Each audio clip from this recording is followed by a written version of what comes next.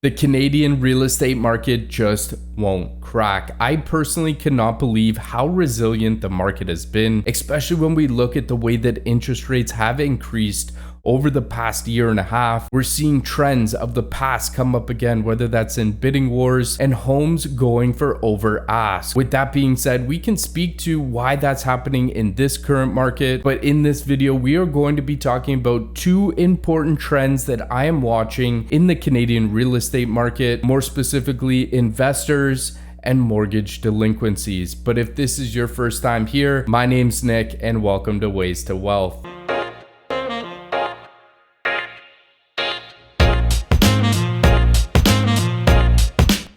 Canadian real estate seems to be the gift that keeps on giving, especially if you own a home today in Canada, or even more so if you're a real estate investor. Now, when we talk about real estate investors, what I wanted to cover in this first section is giving us a better inclination of what's going on province by province.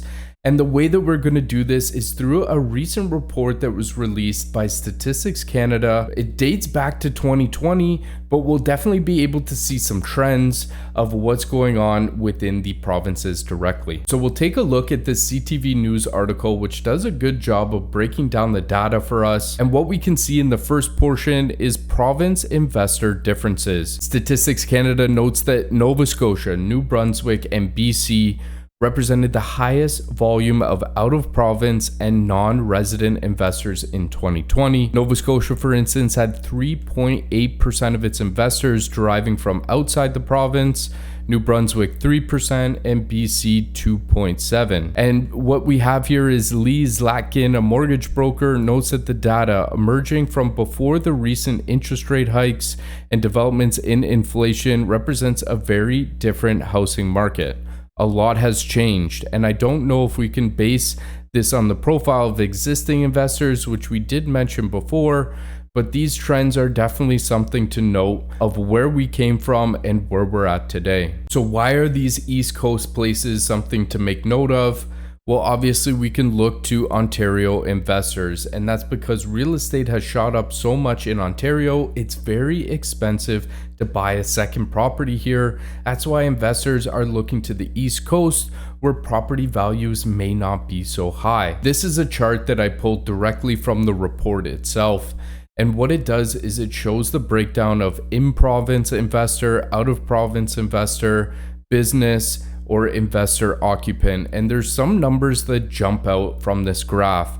And basically the one that stands out the most to me is the non-resident investor. I know Canada has made some changes in regards to who can invest in the country. They have put a remedy in on some of those laws that they put into place earlier this year. But look at the amount of non-resident investors shaded in the orange all throughout these 5 main provinces, and that makes up a pretty large size of housing if you ask me directly. And we know that investors as a whole and in general have led up to the high property prices that we see today.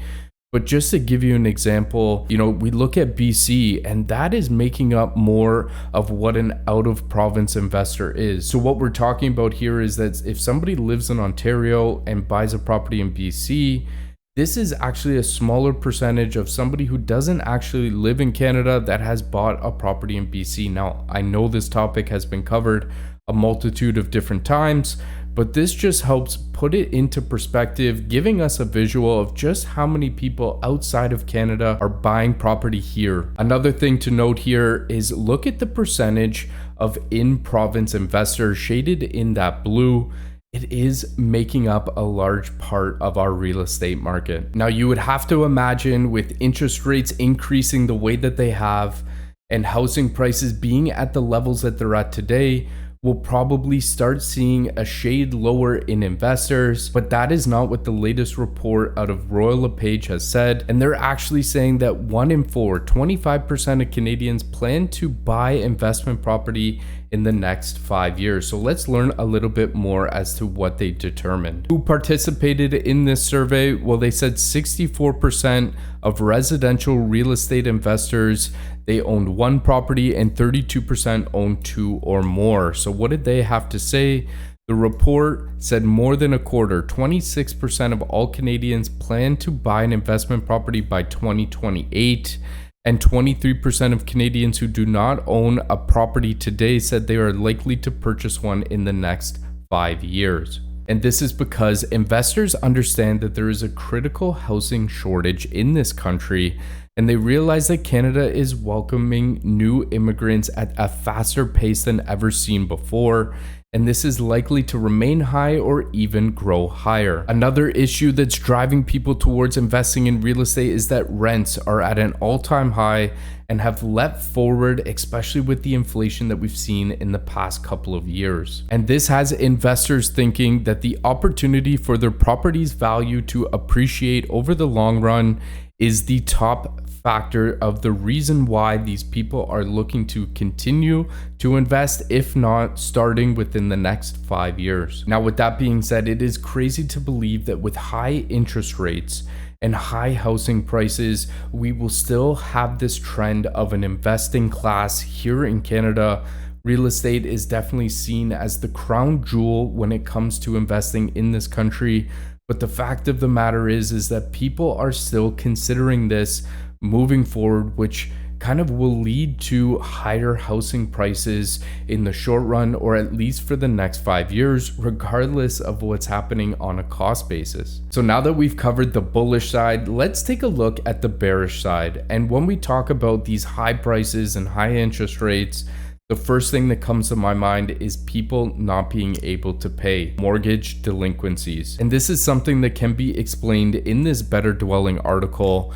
And we read here that delinquencies in Canada are greatly misunderstood. Canada's mortgage delinquency rate is a share of the total mortgages past due by at least 90 days. After 90 days, this is the point which a lender can take action if a borrower hasn't paid, like basically paying off the mortgage, taking over the property, etc., etc.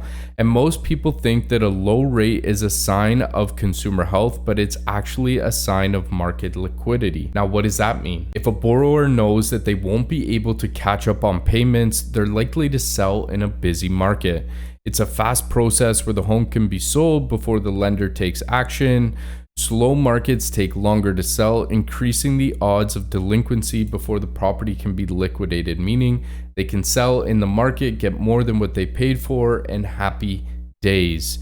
Now, low delinquency rates are more indicative of bubbles than a strong consumer health. Not being able to pay your bills in a bull market means you may end up with a profit, and forced sales don't show up as a stat. So what does that mean right now? Canada's mortgage delinquency rates are climbing. We had a delinquency rate of 0.15 in Q1 of 2023, and it's up a basis point from the previous quarter. It's not particularly high as what they're saying in comparison to Q2 of 2022, but what is important to note is that this is the first increase since 2018. Now, these numbers are not jump off the charts bad. What we're doing is we're watching a trend, and the article goes on to say a further increase to Canadian mortgage delinquencies is coming. And let's break that down even further by taking a look at this article that says RBC sees delinquencies rising nearly 30% in the coming year. And why did they think that? They think that because they're forecasting a recession, and with a recession comes job loss. And when people lose their jobs, they're not able to pay their mortgage. And the noticeable improvement in Canadian finances early in the pandemic was not sustainable. So we're watching the trend to see if these delinquencies start reaching what they were pre-pandemic. And the way they are breaking this down is looking at Canadians' indebtedness, and that is returning to its historical highs. So we see the break that we got during the pandemic, where people were able to save. They weren't spending on gas, they weren't spending on other things in terms of services, but now we're starting to see these numbers climb up. And when you look at the percentage in regards to what it is as a household income, it's over 180%. How could this number be over 100%? Blows my mind. They also do a good job of pulling out some other major expenses, credit cards, auto loans, lines of credit, mortgages, and we can start to see the uptick over the past 3 years for most of these. And the important thing to note here is that shelter, homes. This is the last thing that people want to lose, and that's why you'll see it basically at the bottom, and people will use their credit card or use their lines of credit in order to keep that house.